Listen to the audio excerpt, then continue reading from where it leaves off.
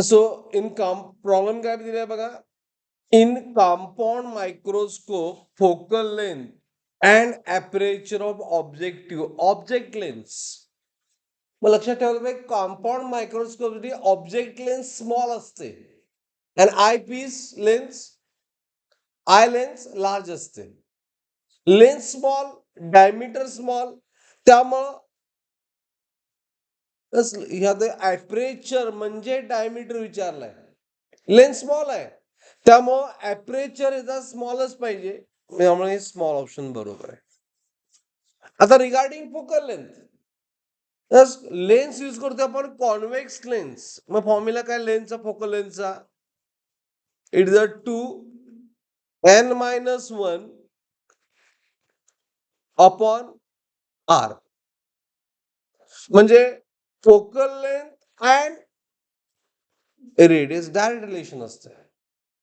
Actually focal length काय असते, r/2 असते फोकल लेंथ. रेडियसचा हाफ असते. जर रेडियसचा हाफ असेल तर फोकल लेंथ काय असणार, स्मॉल असणार. आणि त्यामुळे ऑप्शन बरोबर आहे, D is option, small small. मग तुम्ही असं लिहाल, हे पॉइंट लक्षात ठेवायचं. You have to remember like this. In compound microscope, in compound microscope focal length and aperture in bracket diameter, focal length and aperture in bracket diameter of objective lens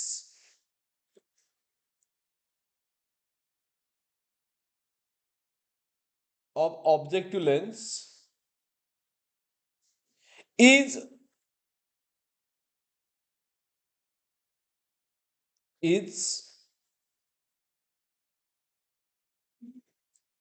respectively short and small.